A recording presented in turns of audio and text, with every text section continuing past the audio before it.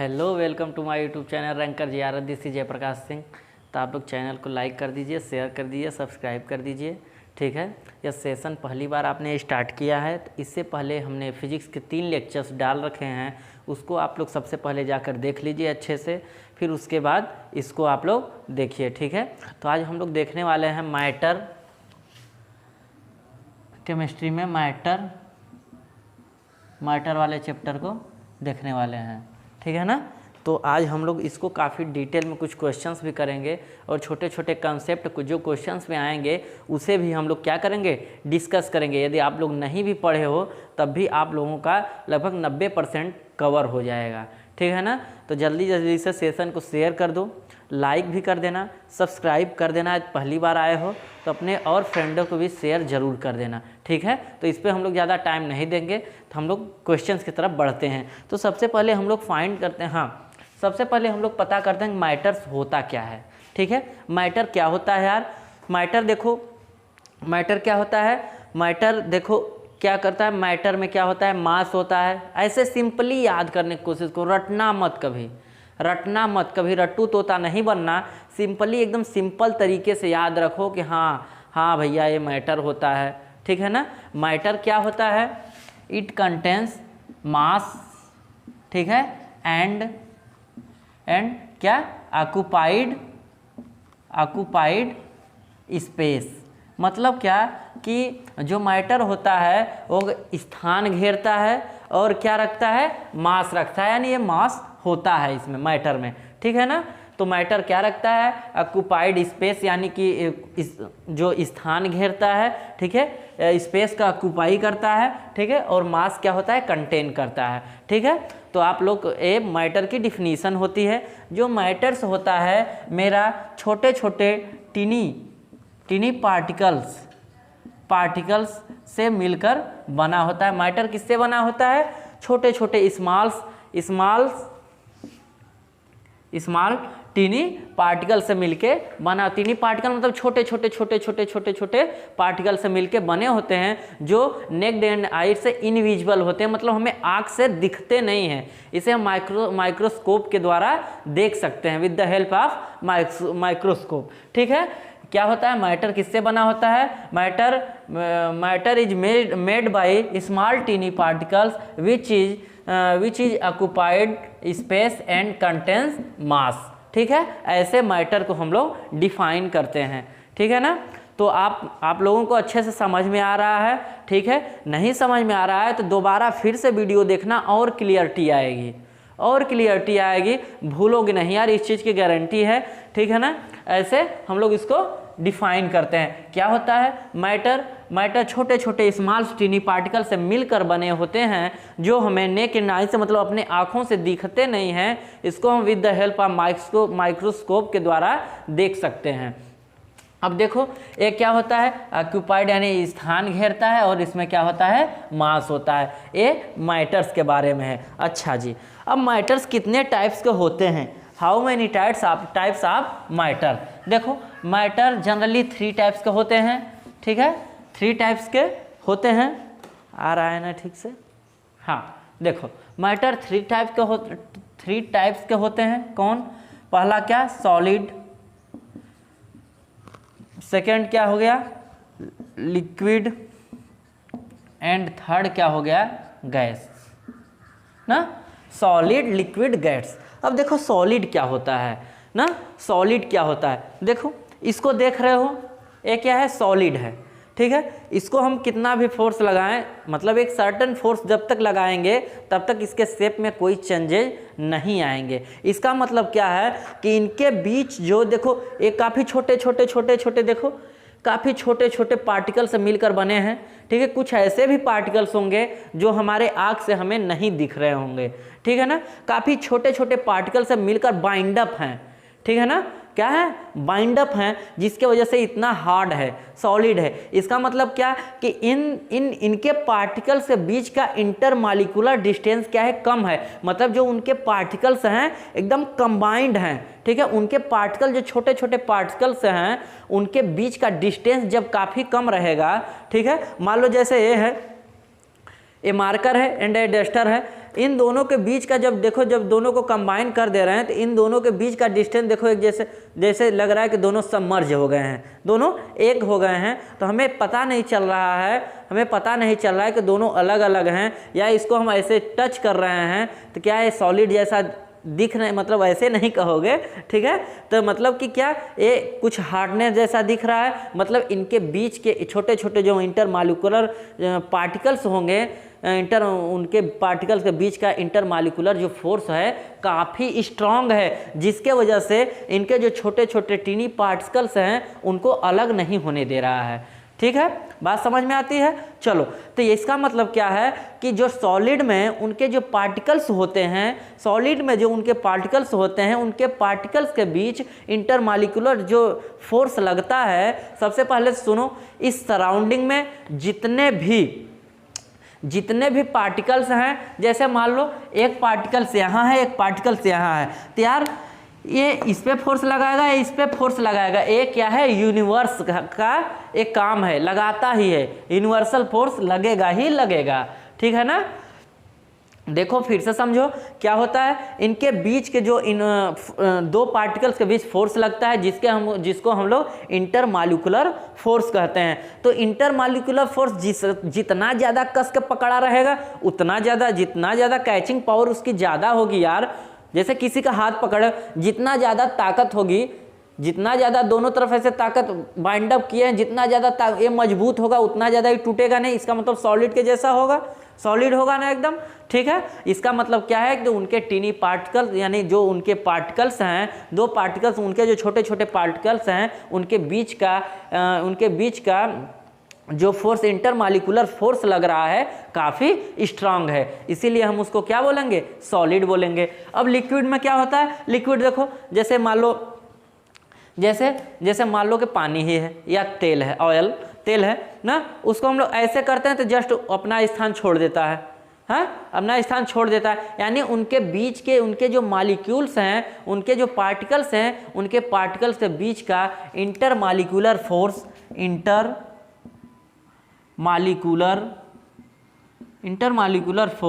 क्या है, वीक है ना। इसमें क्या है, इंटरमॉलिक्यूलर फोर्स क्या है, इंटरमॉलिक्यूलर फोर्स क्या है, स्ट्रांग है भैया, स्ट्रांग है ना। और इसमें गैस में क्या होता है, वेरी वीक, काफ़ी वीक होता है ना, काफ़ी वीक होता है। चलो, हमें पता चला कि मैटर्स थ्री टाइप्स के होते हैं। कौन कौन, सॉलिड, लिक्विड एंड गैस। इनके बीच सॉलिड क्यों होता है, क्योंकि इंटरमॉलिक्यूलर डिस्टेंस, सॉलिड के मॉलिक्यूल्स के बीच का इंटरमॉलिक्यूलर फोर्स काफ़ी स्ट्रांग होता है, एंड लिक्विड में थोड़ा सा वीक होता है, एंड इसमें तो बहुत सारा वीक होता है गैस में, क्योंकि वो अपने मर्जी से घूम रहे होते हैं, ठीक है। चलो, इतनी बात तो क्लियर कट है, हमें इतनी बात तो समझ में आती है, नोट कर लो। चलो, अब देखो इंटरमॉलिक्यूलर फोर्स समझ में आया कि नहीं।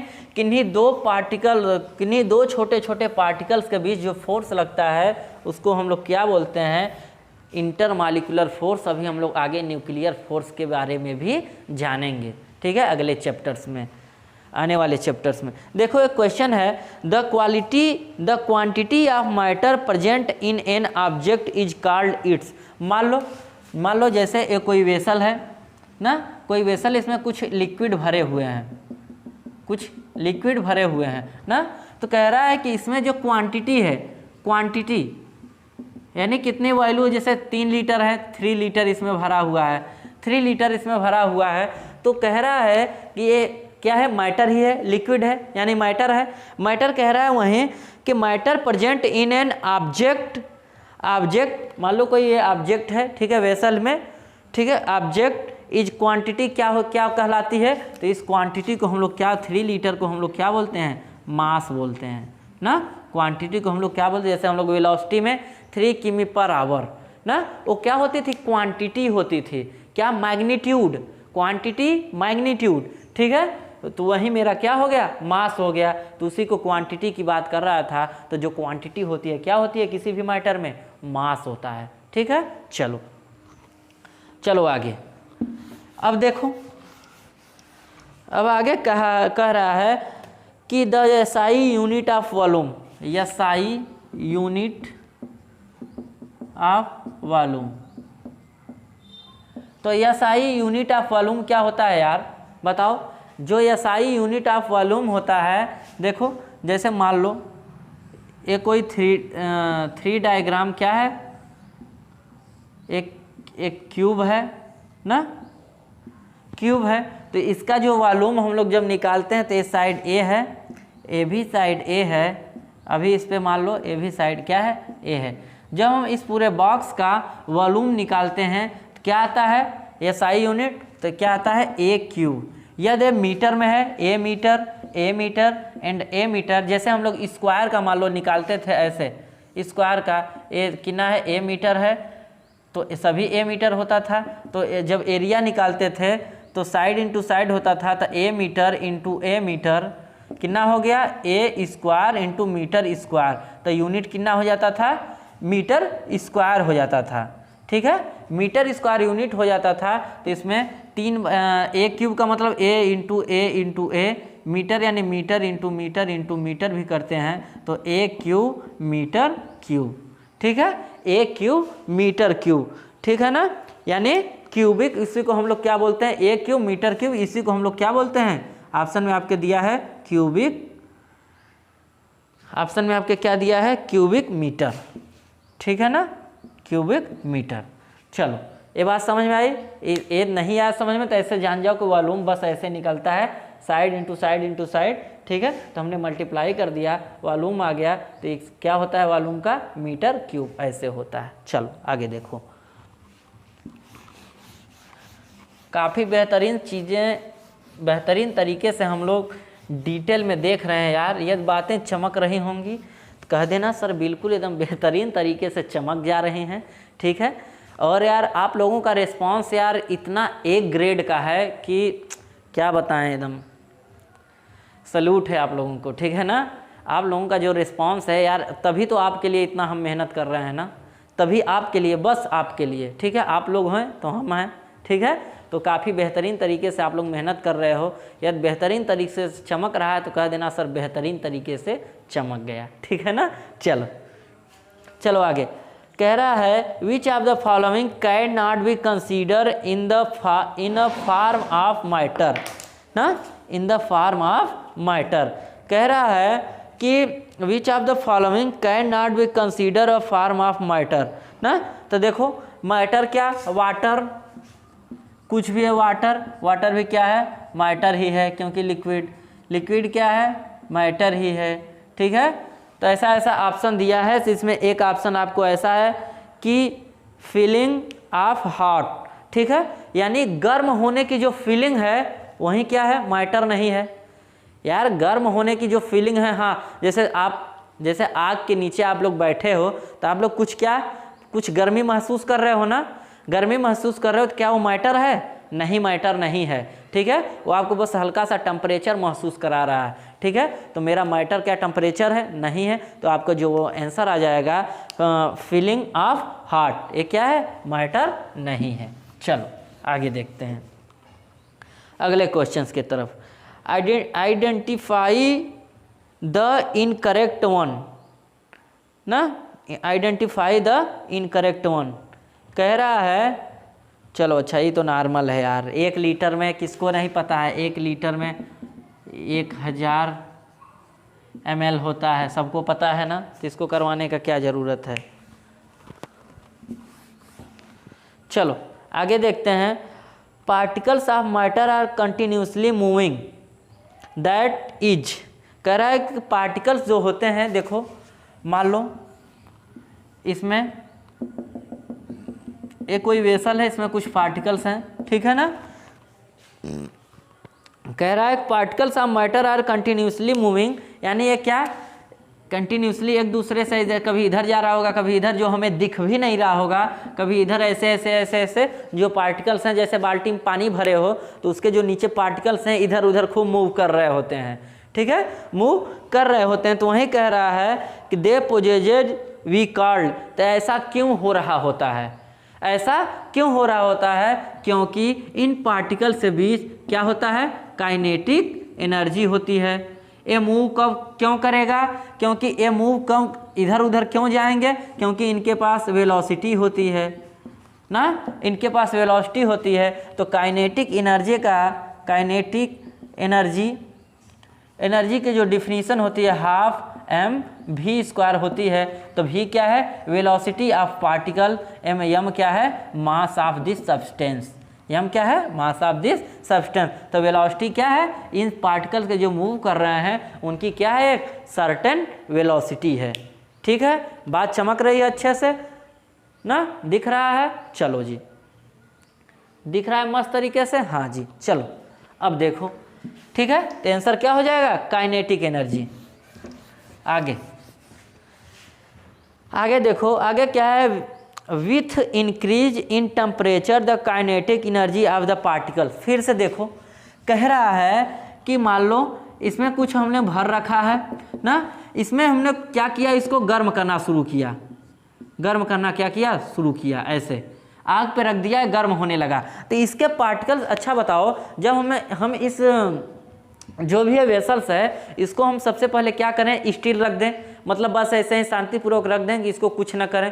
तो उनके बीच जो भी होगा, जो भी होता रहेगा, थोड़ा बहुत वेलोसिटी चेंज होती रहेंगी, अपना मूव करता रहेगा। अंदर जो हमें दिखेगा भी नहीं, एक समय ऐसा आएगा कि एकदम वाटर स्टील हो जाएगा, रुक जाएगा कि हाँ कुछ हलचल नहीं हो रही है, लेकिन अंदर हो रही होती है, जो हमें नेकेड आई से नहीं दिखती, मतलब अपने आँखों से हमें नहीं दिखती है। ठीक है ना, हमें आँखों से नहीं दिखती है। तो अच्छा बताओ, जब हम इसको गर्म करेंगे तो क्या होता है? काफ़ी उबाल आता है, काफ़ी उबाल आता है। क्यों? क्योंकि यहाँ पे हम जब इसको टेम्परेचर देते हैं तो इसका जो काइनेटिक एनर्जी क्यों उबाल मारने लगता है? क्योंकि इसके जो पार्टिकल्स हैं काफ़ी तेज़ी से मूव करने लगते हैं, बुल्ला फेंकने लगता है ना बुल्ला ही बोलते हैं ना, क्या बोलते हैं उसको? ठीक है, तो उसका जो हाफ mv² यानी उसकी जो वेलोसिटी होती है अचानक बढ़ जाती है। ठीक है, इसका मतलब, कहने का मेरा मतलब ये है, जब हम टेम्परेचर को इंक्रीज करते हैं तो मेरी काइनेटिक एनर्जी क्या होती है? इंक्रीज करती है। ठीक है, तो ऑप्शन आपका क्या हो जाएगा answer? With increase in temperature the kinetic energy of the particle also increase. मतलब हम किसी भी बॉडी का टेम्परेचर बढ़ाएंगे तो उसके जो काइनेटिक एनर्जी होगा क्या होगा? इंक्रीज करेगा। चलो आगे, एकदम अच्छे से चमका दो। ठीक है ना, क्या करो? अच्छे से चमका लो। कह रहा है कि which of the following has highest kinetic energy. ठीक है, कह रहा है कि सबसे ज़्यादा हाईएस्ट काइनेटिक एनर्जी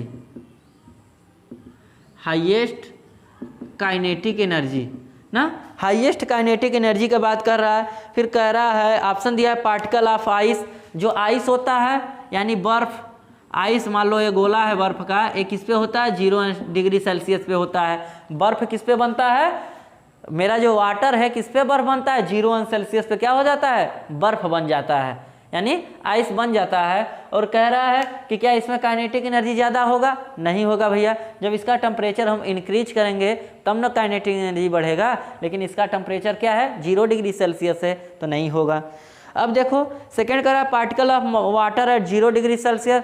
तो क्या पार्टिकल ऑफ वाटर मतलब कोई पार्टिकल है 0 डिग्री सेल्सियस पे, क्या है ये वाटर क्या है? 0 डिग्री सेल्सियस पे, यानी लगभग बर्फ ही है, पिघलना शुरू किया है।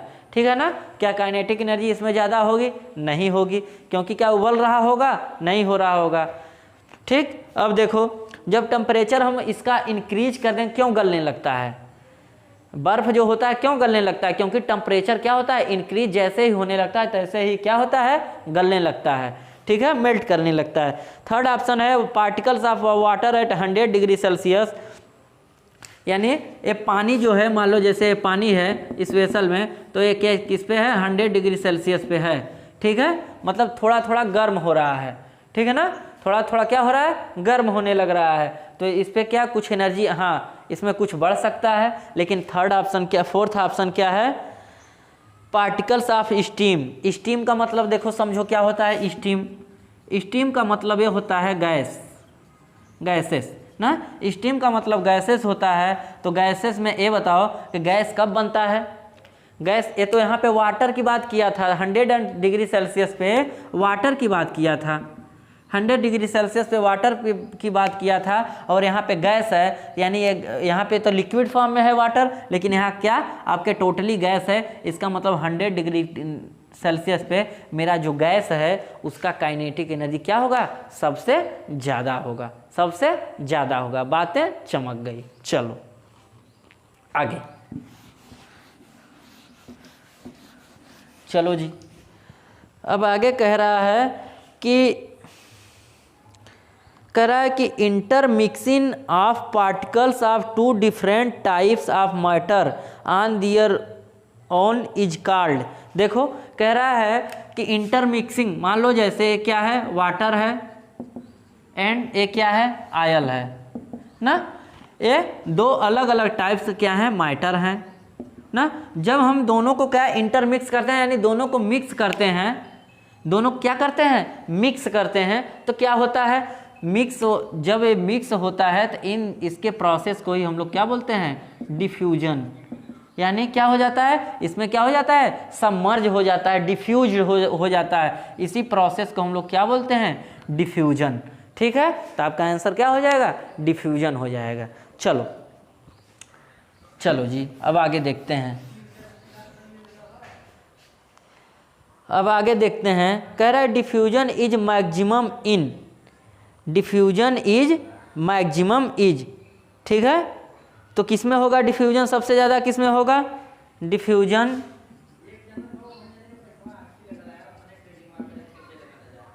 मैक्सिमम किस में होगा, यही पूछा है ना। डिफ्यूजन इज मैक्सिमम इन किस में होगा, डिफ्यूजन किस में होगा मैक्सिमम, बताओ। डिफ्यूजन मैक्सिमम किस में होगा, गैस में होगा। किस में, गैसेस में। ठीक है, दो गैसों को आप इजीली क्या कर सकते हो, मिक्स कर सकते हो। ठीक है, लिक्विफाइड कर सकते हो। ठीक है, तो डिफ्यूजन किस में होगा, सबसे ज़्यादा गैसेस में होगा। चलो आगे देखते हैं, कह रहा है आइडेंटिफाई द इनकरेक्ट स्टेटमेंट ना। हमें इसमें से क्या करना है, इनकरेक्ट हमें क्या करना है, फाइंड करना है। 4 ऑप्शन दिए हुए हैं, उसमें से हमें एक इनकरेक्ट प्रूफ करना है। कह रहा है कि सॉलिड है वह डिफरेंट शेप, डिफिनिट शेप। हाँ, मान लो जैसे कोई सॉलिड है, सॉलिड क्या है, बॉक्स है ना, सॉलिड क्या है, बॉक्स है। तो डिफिनिट शेप, ये मान लो जैसे सॉलिड है, तो ये कह रहा है डिफिनिट शेप है, मतलब एक क्या है, परफेक्ट शेप है। ठीक है, डिफिनिट शेप है, जो है एक बार जो बन गया बन गया। ठीक है ना। और देखो इसको कहीं भी रखोगे तो ये ऐसे ही रहेगा, जब तक इस पर एक्स्ट्रा फोर्स नहीं लगाओगे, टूटेगा नहीं तब तक, कहीं भी रखोगे। ठीक है ना। Different shape, distinct boundaries and fixed volume. एक बार ये हो गया तो इसका वॉल्यूम क्या हो गया, फिक्स्ड हो गया। ऐसे वॉल्यूम देखो क्या हो गया, फिक्स्ड हो गया। एंड कह रहा है कि that is have negligible compressibility. Compressibility का मतलब क्या, कि इसको ऐसे आप कितना भी दबाओ, दबने का कोशिश नहीं करता है, क्योंकि इनके इंटरमॉलिक्यूलर फोर्स इनके पार्टिकल्स के बीच काफ़ी स्ट्रांग होता है, काफ़ी ज़्यादा लगता है। ठीक है, तो इसमें एक कंप्रेस नहीं, कंप्रेसिबिलिटी मतलब कंप्रेस बहुत कम होता है, नेग्लिजिबल होता है सॉलिड। ठीक है, क्या होता है, बहुत नेग्लिजिबल होता है। तो ये सही हो गया ऑप्शन, हमें गलत प्रूफ करना है। Solid have a tendency to maintain their shape when subjected to outside force. मतलब हम इस पे कुछ एक्स्ट्रा ऐसे फोर्स लगाते हैं तो कोशिश करता है कि हम अपने इनिशियल फेस मतलब के इनिशियल पोजीशन पे आ जाएं। ठीक है ना, सेकंड भी सही है। थर्ड क्या है, सॉलिड में break under force but it is difficult to change their shape so they are rigid. मतलब क्या कि ये कह रहा है कि जो ये आपका सॉलिड है, जो आपका सॉलिड है, इसे आप ब्रेक कर लो, भले ही ब्रेक कर लो, लेकिन ये आसानी से क्या होता है, ब्रेक नहीं होता है। एंड इसका जो शेप चेंज करने में काफ़ी कठिनाई का सामना करना पड़ता है। ठीक है, इतना आसान नहीं है। ठीक है ना, इतना आसान नहीं है इसके शेप को चेंज करना, यानी काफ़ी रिजिड होता है, काफ़ी मतलब मजबूत होता है। और थर्ड यानी तीनों ऑप्शन जब सही हो गए तो चौथा ऑप्शन नन ऑफ दीज है। इसका मतलब चौथा ऑप्शन क्या है, नन ऑफ दीज है। ये इसमें से सभी ऑप्शन सही थे, चौथा ऑप्शन इसमें से कोई ऑप्शन ऐसा नहीं दिया है जो गलत है, तो नन ऑफ दीज आपका आंसर हो जाएगा। चलो अगला क्वेश्चन कह रहा है ड्यू टू इट्स हाई ना, हाई क्या चीज़ high, large volume of gas can be compressed into a small cylinder and transparent easily. ऐसा क्या सबसे ज़्यादा होता है जिसको, अच्छा आ रहा है ना, क्लियर आ रहा, हाँ, ऐसा क्या सबसे ज़्यादा होता है जो किसी भी गैस को ना, किसी भी गैस को हम एक स्मॉल सिलेंडर में क्या करते हैं, फिलअप करते हैं। तो देखो जैसे मान लो ये स्मॉल सिलेंडर है, ऐसे स्मॉल सिलेंडर है ना, थोड़ा देख लेना यार, मेरा आर्ट थोड़ा अच्छा नहीं है। स्मॉल सिलेंडर है ना, तो इसमें हम कैसे कंप्रेस करके क्या भरते हैं, कंप्रेस करके इसमें जो गैस होता है, कंप्रेस जो आप जाते हो ना छोटा वाला गैस भराने, तो काफ़ी प्रेशर से कंप्रेस करके उस गैस को क्या करता है, भरता है। तो आपकी इसमें सबसे ज़्यादा कंप्रेसिबिलिटी क्या होती है, सबसे ज़्यादा होती है। कंप्रेसिबिलिटी क्या होती है, सबसे ज़्यादा होती है। चलो आगे देखो, आगे कह रहा है the temperature at which a solid melt to become a liquid. ध्यान से सुनना, the temperature at which a solid melts to become a liquid at atmospheric pressure is called ना, इज कॉल्ड क्या होता है, मतलब कह रहा है कि कोई सॉलिड है ना, कोई क्या है, सॉलिड है, ठीक है, इसको हमें क्या करना है, सॉलिड है, ये क्या कर रहा है, मेल्ट कर रहा है, मेल्ट करके यानी पिघल करके क्या बन रहा है, लिक्विड बन रहा है, पिघल के क्या बन रहा है, लिक्विड बन रहा है। तो भैया मेरे ये बताओ, जब ये पिघल के लिक्विड बन रहा है, इसका मतलब क्या कि इसका जो मेल्टिंग पॉइंट है सबसे ज़्यादा होगा, यानी ठीक है, क्या होगा, इज कॉल्ड, इसका यही क्या होता है, मेल्टिंग पॉइंट होता है। क्या होता है, मेल्ट करता है, यानी सॉलिड से लिक्विड में हम इसको गला रहे हैं, यानी मेल्ट कर रहा है, तो इसी को क्या बोलते हैं, मेल्टिंग पॉइंट। याद करने का तरीका है जो कभी भूलने वाला नहीं है, ठीक है ना। यही क्या होता है, जब सॉलिड से लिक्विड में मेल्ट करता है, तो इसी को जिस एटमॉस्फेरिक प्रेशर बोलना जरूरी है, एटमॉस्फेरिक प्रेशर, एटमॉस्फेरिक प्रेशर यानी 1 atm भी बोलते हैं। 1 atm कितने के इक्वल होता है, 1 atm कितने के इक्वल होता है, 10 के पावर 5 पास्कल ना, 10 के पावर 5 पास्कल, ठीक है। तो ये आपका मेल्टिंग पॉइंट होता है किस पे, एटमॉस्फेरिक प्रेशर पे। आगे देखो, चलो जी,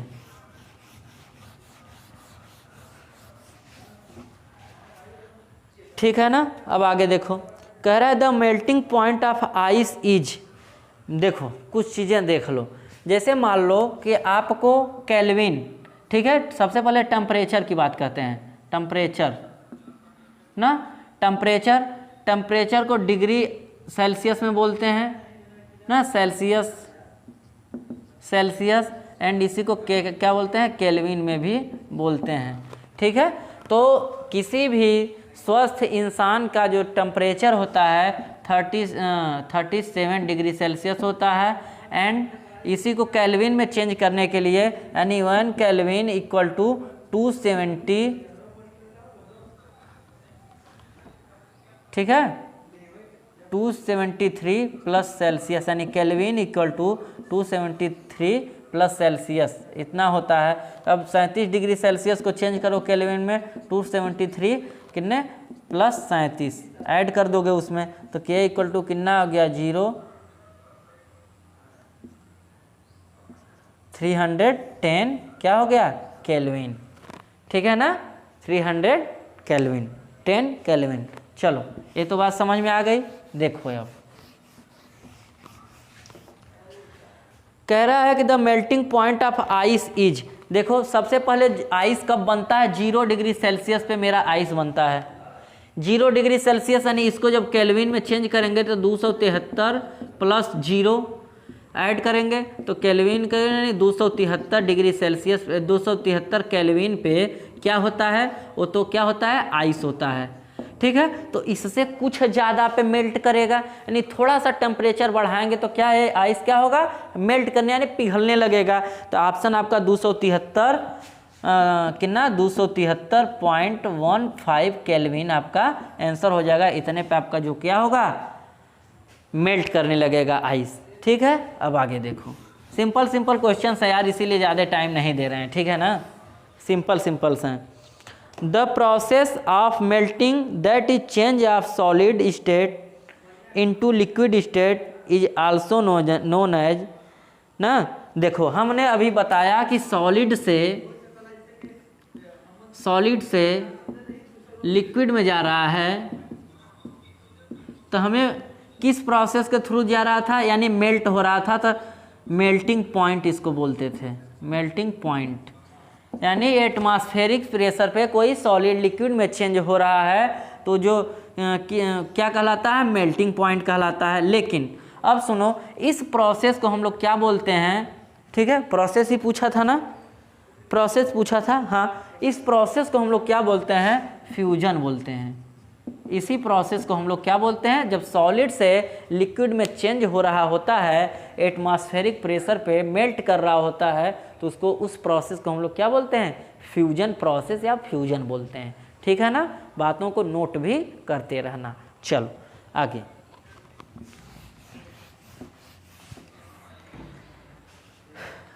ठीक है। अब when solid melts its temperature, जब सॉलिड आपका मेल्ट करता है, मान लो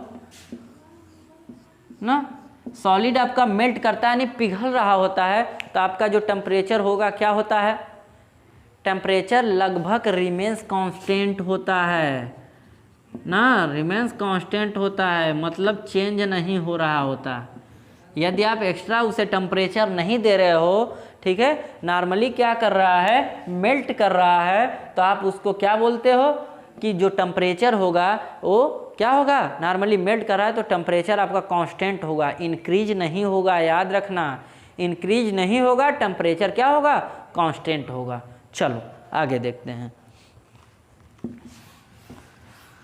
अब देखो अगला है, at boiling point particles from the bulk of liquid,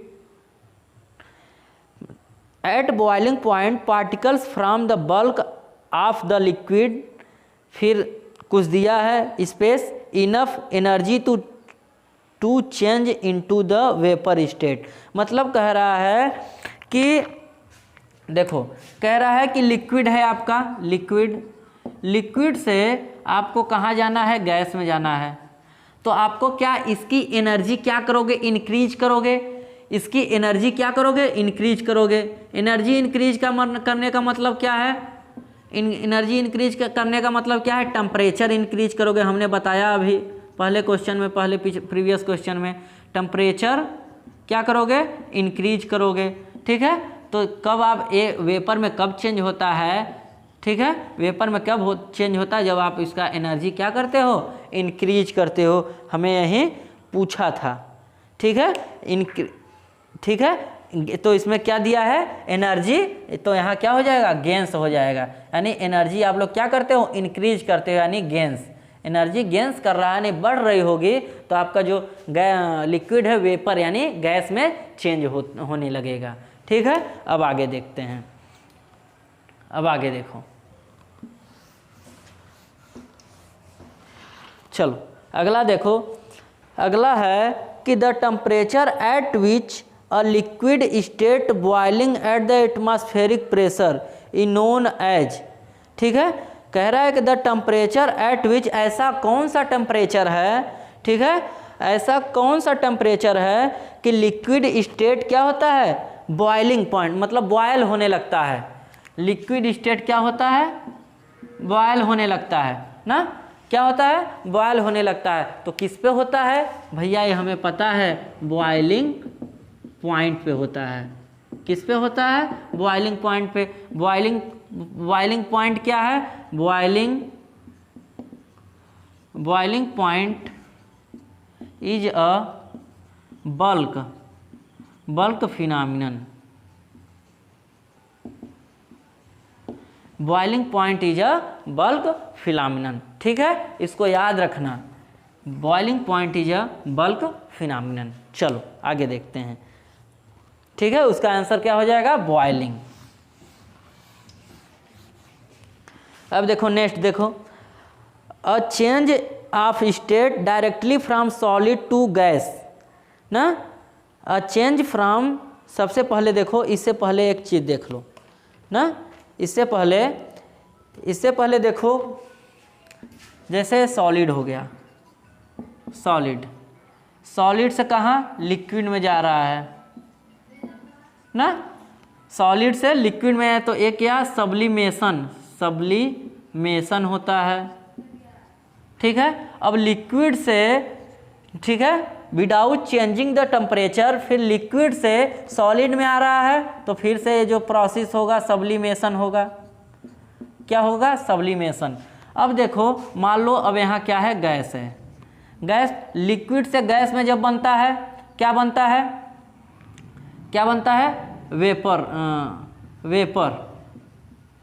vaporisation. क्या होता है? इवेपराइजेशन। ठीक है ना, क्या होता है? इवेपराइजेशन। ठीक है, वीडियो तो क्लियर आ रही है ना? क्या होता है? इवेपराइजेशन।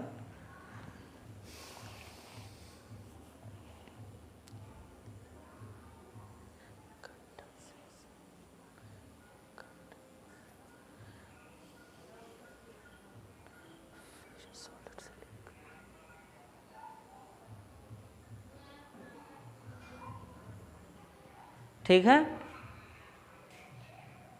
उल्टा तो हम लोग नहीं लिख दिए। हाँ हाँ, आवाज़ आ रही है ना? आवाज़ आ रही है ना? हाँ, देखो गैस ना, जब सॉलिड से गैस में जाता है तो सब्लिमेशन, फिर गैस से जब सॉलिड में विदाउट चेंजिंग द टेम्परेचर आता है, तो क्या कहते हैं उसको क्या कहते हैं? सब्लिमेशन कहते हैं। चलो अब आगे क्वेश्चन देखते हैं। आगे हम लोग क्या करते हैं? क्वेश्चन देखते हैं। ठीक है, सॉलिड से इसमें जाता है। अब देखना, यहाँ पे लिक्विड का भी देख लिया जाए। लिक्विड, जब लिक्विड से गैस से लिक्विड में जाता है ना, गैस से क्या होता है? लिक्विड में जाता है, तो इसको क्या बोलते हैं? कंडेंसेशन। एंड लिक्विड से गैस में आता है तो वेपराइजेशन ना, वेपराइजेशन। अब सॉलिड से लिक्विड में जाता है, क्या बोलते हैं? फ्यूजन। ठीक है, सॉलिड से लिक्विड में जाता है, क्या बोलते हैं? फ्यूजन। नोट कर लो, इसे नोट कर लो।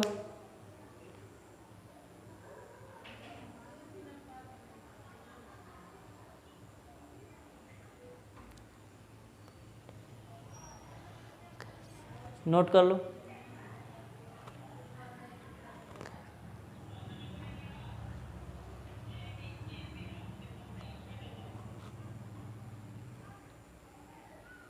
हाँ, नोट कर लो।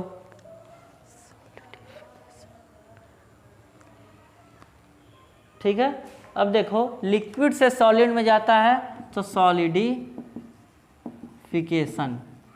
क्या बोलते हैं? सॉलिडिफिकेशन, है ना। सॉलिड से गैस में जाता है, सब्लिमेशन। गैस से इसमें आता है विदाउट चेंजिंग टेम्परेचर, सब्लिमेशन।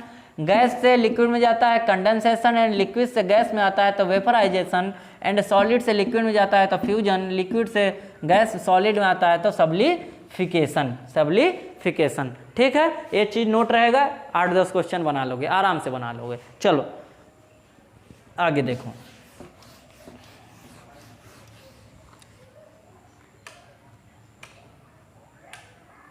ना, आगे देखो, आ रहा है ना?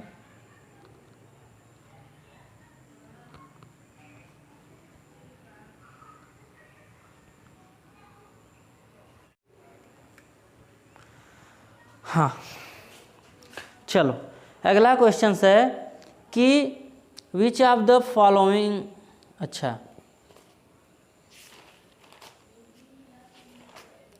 ठीक है, कह रहा है कि the change of state directly from solid to gas, solid to gas की बात कर रहा है, सॉलिड टू गैस। तो हमने अभी बताया क्या होता है सब्लिमेशन, सब्लिमेशन अभी हमने बताया, तुरंत बताया, सॉलिड से गैस में, ठीक है, विदाउट चेंजिंग द टेम्परेचर हो रहा है तो क्या बोलते हैं, सब्लिमेशन। आगे देखो ये हमने बता दिया था, इस पर ज़्यादा टाइम नहीं देंगे।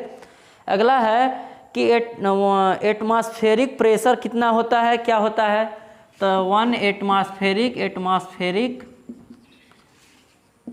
प्रेशर क्या होता है, 10 के पावर 5 पास्कल होता है ना, 10 के पावर 5 का मतलब 1 लाख पास्कल, ठीक है, इतना मेरा क्या होता है, एटमॉस्फेरिक पास्कल होता है। चलो नोट कर लो।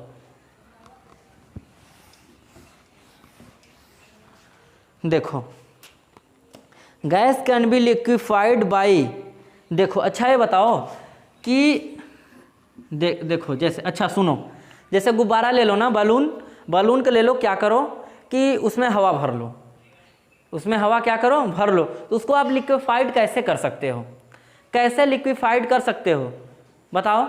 या उसको तुम ऐसे करके ऐसे दाब दो, एकदम खींच के दाबोगे तो क्या होगा कि उस पर यानी उसका प्रेशर जो है, प्रेशर यानी उसके जो गैस के जो छोटे छोटे पार्टिकल्स होंगे काफ़ी पास आएंगे। जब गैस के पार्टिकल्स काफ़ी पास आएंगे, क्या वो लिक्विड में चेंज होने लगेगा, लिक्विड में चेंज होने लगेगा। इसका मतलब क्या है कि आप जो प्रेशर जैसे ही इंक्रीज करते हो तो मेरी जो गैस क्या है, लिक्विफाइड होने लगती है, हो नहीं, तुरंत नहीं हो जाती है, होने लगती है। और जब आप जब टेम्परेचर इंक्रीज करोगे, क्या इसके पार्टिकल क्या काफ़ी जल्दी उनकी एनर्जी बढ़ जाएगी, काफ़ी एनर्जी उनकी बढ़ जाएगी। जैसे काफ़ी एनर्जी बढ़ जाएगी तो हमें इसमें बात क्या किया था कि लिक्विफाइड, जब एनर्जी उसकी बढ़ जाएगी तो लिक्विफाइड में लिक्विड बन नहीं पाएगा, ठीक है। इसका मतलब क्या है कि उसका टेम्परेचर क्या है, हमें डिक्रीज करना पड़ेगा। टेम्परेचर डिक्रीज करेंगे यानी प्रेशर को इंक्रीज करेंगे तो मेरी जो गैस है क्या हो, लिक्विफाइड होने लगेगी। तो कौन, टेम्परेचर को इंक्रीज करना है एंड टेम्परेचर को डिक्रीज करना है एंड प्रेशर को क्या करना है, इंक्रीज करना है। तो ऑप्शन आपका टेम्परेचर और वो दोनों सही हो जाएगा, ए एंड सी दोनों सही हो जाएगा। देखो अब आगे कह रहा है कि what determine the state of the substance where it will be solid, liquid और गैस। मतलब कि कह रहा है कि वह कौन सी फिजिकल क्वांटिटी है जिसके हेल्प से हम लोग सब्सटेंस के बारे में पता लगाते हैं, सब्सटेंस के बारे में हम लोग पता लगाते हैं। तो भैया टेम्परेचर एंड प्रेशर दो ऐसी फिजिकल क्वांटिटी हैं जिनके हेल्प से हम लोग पता लगा सकते हैं सब्सटेंस कैसा है, सॉलिड है, लिक्विड है, गैस है, ठीक है ना। इन दोनों के फिजिकल क्वांटिटी के हेल्प से कौन, टेम्परेचर एंड प्रेशर। चलो आगे, चलो देखो, change of state from liquid to vapour takes place without the liquid reaching the boiling point is called. देखो कह रहा है कि स्टेट लिक्विड टू वेपर, ठीक है, लिक्विड टू वेपर यानी गैस, लिक्विड टू वेपर में हमें जाने के लिए क्या होता है, लिक्विड टू वेपर ही है ना, लिक्विड टू वेपर में हमें जो बॉइलिंग पॉइंट होता है वो क्या कहलाता है, इवेपराइजेशन। अभी हमने बताया जो चार्ट, फ्लोट चार्ट, सॉलिड से लिक्विड, गैस से लिक्विड, तो जो क्या होता है, वेपर कैसे हो बनता है, वेपराइजेशन। ये हमारा क्या होता है, इस लॉ के अंतर्गत ये मेरा क्या वेपर में चेंज होता है। चलो आगे देखो यार, थोड़ा जल्दी बता रहे हैं क्योंकि इसमें कुछ है नहीं, ठीक है ना, कुछ है ना, बस छोटी छोटी टर्म्स हैं उनको मालूम होना चाहिए, ठीक है। अब आगे देखो, कह रहा है कि which of the following is most suitable in for summer. गर्मियों में कौन सा कपड़ा तुमको ज़्यादा सुटेबल होता है, क्यों होता है? क्यों? कॉटन होता है ना, कॉटन आप ज़्यादा पहनना चाहते हो। क्यों कॉटन पहनना चाहते हो? क्योंकि इसका ई वेपराइजेशन ज़्यादा होता है, जिसके वजह से इसमें क्या होती है, ये हमारे बॉडी को कूल रखता है। ठीक है, बॉडी को क्या करता है, ये पसीनों को सोख लेता है एंड बॉडी को क्या करता है, कूल करता है। ठीक है, इसीलिए हमें गर्मियों में हम कॉटन वाला कपड़ा पहनते हैं। तो ऑप्शन आपका क्या हो जाएगा, कॉटन। चलो आगे कह रहा है which of the following does not affect the e vaporisation. ठीक है, कौन सा इसमें से ऐसा कौन सा है जो ई वेपराइजेशन को अफेक्ट नहीं करता है? ठीक है, तो टेम्परेचर दिया है, तो टेम्परेचर तो ई वेपराइजेशन को अफेक्ट करेगा, क्योंकि टेम्परेचर इंक्रीज करेंगे, टेम्परेचर इंक्रीज करेंगे तो उसके वेलोसिटी काइनेटिक एनर्जी काफ़ी ज़्यादा हो जाएगी।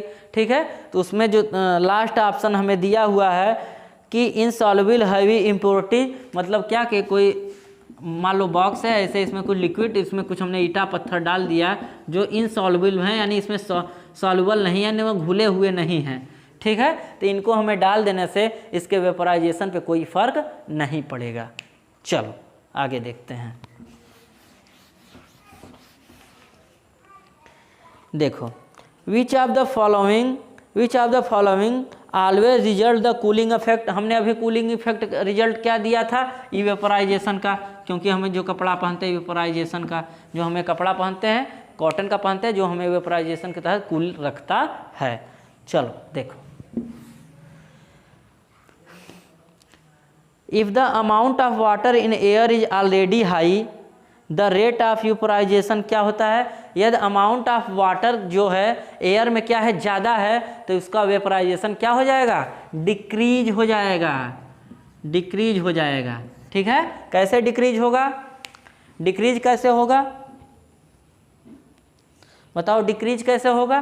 क्योंकि उसमें से हमारा क्या है, पहले से क्या है, क्योंकि जब पहले से एयर में वाटर है काफ़ी ज़्यादा मात्रा में, तो जो इसको क्या एब्जॉर्ब करेगा, वो काफ़ी कम करेगा ना, काफ़ी क्या करेगा, कम करेगा, जिसके वजह से मेरा क्या इवेपोराइजेशन क्या हो जाएगा, डिक्रीज हो जाएगा। चलो आगे देखो, देखो कूलिंग इफेक्ट कह रहा है if the surface area is increased the rate of evaporisation. तो देखो सरफेस एरिया की बात कर रहा है, मान लो जैसे कप में क्या है, कप में क्या है, चाय है ना। तो देखो कि सरफेस एरिया बढ़ाने पे मान लो जैसे कप में क्या रहता है, ज़्यादा देर तक गर्म रहता है, लेकिन यदि हम इसी को प्लेट में रख दें, तब ऐसे प्लेट में रख दें, यानी सरफेस एरिया यहाँ पे इतना छोटा था, यहाँ पे हमने क्या कर दिया, बड़ा कर दिया, तो प्लेट में रखेंगे तो काफ़ी जल्दी ठंडी होगी ना, काफ़ी जल्दी ठंडी होगी। तो हमें पूछा क्या था कि ई वेपोराइजेशन क्या होता है, इंक्रीज करता है, इंक्रीज मतलब कूलिंग हो रही है, ज़्यादा हो रही है, तो इसका ई वेपोराइजेशन क्या हो जाएगा, इंक्रीज हो जाएगा। तभी तो वेपोराइजेशन इंक्रीज होता है, तभी तो मेरा जो इसका चाय का प्याला है, ठीक है, इसमें जो प्याला है क्या हो जाएगा, ठंडा हो जाएगा, जो चाय है ठंडा हो जाएगा। चलो आगे देखते हैं। चलो देखो विच of the following causes the temperature of the substance to remain constant while as undergoing the change the state। देखो वह ऐसा कौन सा लॉ है जो टेम्परेचर जो है कांस्टेंट होता है स्टेट 1 एंड स्टेट 2, यानी एक स्टेट से दूसरे स्टेट में जाने पे टेम्परेचर कांस्टेंट होता है, यानी टेम्परेचर चेंज नहीं होता है। कांस्टेंट का मतलब चेंज नहीं होता है, टेम्परेचर कांस्टेंट है। ठीक है, तो इस लॉ को हम लोग क्या बोलते हैं, लैटेंट हीट। इसको क्या बोलते हैं, लैटेंट हीट। इसी लॉ को क्या बोलते हैं, लैटेंट हीट। चलो आगे देखते हैं।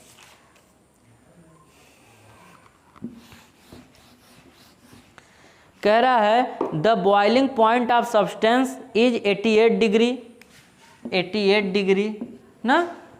तो इसे हमें किसमें, केल्विन में चेंज करना है। तो केल्विन में चेंज करने के 273 प्लस डिग्री सेल्सियस को ऐड करना था, तो यानी 273 प्लस 88 कितना हो गया, के इक्वल टू 361 केल्विन, 361 केल्विन आ गया।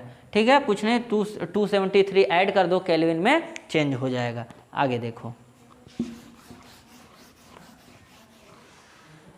कह रहा है कि the boiling point of water on Celsius and kelvin scale respectively. Water कब बॉयल होने लगता है, 100 डिग्री सेल्सियस पे क्या होता है, बॉयल होने लगता है वाटर।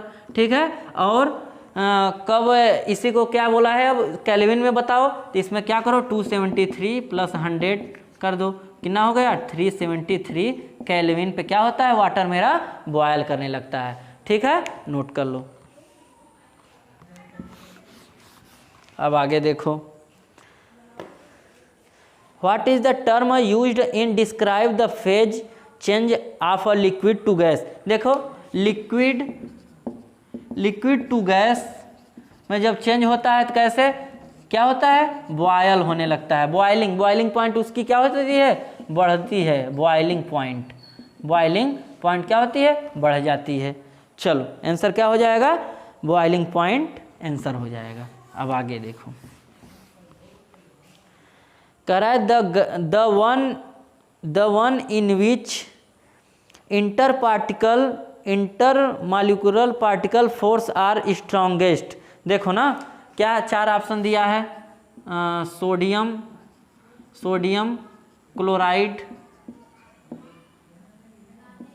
क्लोराइड, सोडियम यानी NaCl की बात कर रहा है, हाइड्रोजन की बात कर रहा है यानी H2 की बात कर रहा है, एंड कार्बन डाइऑक्साइड CO2 की बात कर रहा है। तो सोडियम क्लोराइड आपका क्या होता है, सॉलिड होता है, एंड CO2 क्या होता है, गैस होता है, एंड H2 क्या होता है, ये भी क्या होता है, गैस होता है। तो वहीं कह रहा है कि इसमें किसमें स्ट्रॉन्गेस्ट होगा, जो मेरा इंटरमॉलिक्यूलर फोर्स होगा किसमें स्ट्रॉन्गेस्ट होगा, हमने बताया था, सबसे पहले बताया था सॉलिड में क्या होता है, सबसे ज़्यादा होता है। तो सॉलिड क्या है, सोडियम क्लोराइड NaCl क्या होता है, सॉलिड होता है। चलो, अब अगला कह रहा है कि बॉइलिंग इज अ फिनोमिनन।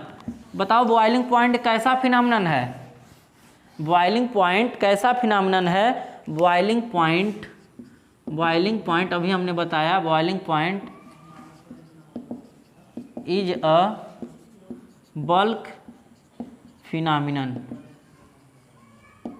क्या है, बल्क फिनोमिनन है। कैसा है, बल्क फिनोमिनन। चलो यार, आज हमने काफ़ी जल्दी बहुत सारे सब कुछ हम लोग पढ़ लिए। ठीक है, तो आप लोगों ने अभी तक सब्सक्राइब नहीं किया है तो यार प्लीज़ कर लेना। ठीक है, तो आज हमने काफ़ी फास्ट तरीके से करने की कोशिश किया है, टाइम कम होने की वजह से। ठीक है, तो जितना जल्दी हो सके इसको आप शेयर कर दीजिए, सेशन को लाइक भी कर देना यार, और अच्छा लगे तो कमेंट तो करोगे ही, हमें मालूम है। ठीक है, तो ज़्यादा से ज़्यादा शेयर करने की कोशिश करना, ज़्यादा से ज़्यादा सब्सक्राइब करवाने की कोशिश करना। ठीक है, आप लोगों के लिए हम यार इतना मेहनत कर रहे हैं, तो आप लोग भी हमारे लिए थोड़ा सा कुछ करिए। नहीं भी करेंगे तो यार भगवान आपका भला करे। ठीक है, तो आज के लिए बस इतना है। Thank you. अभी तक आप लोगों ने पिछला वीडियो नहीं देखा है मोशन का, तो उसको जाकर देख लेना, पक्का देख लेना, कुछ बाहर से नहीं आने वाला। ठीक है, आज के लिए थैंक यू।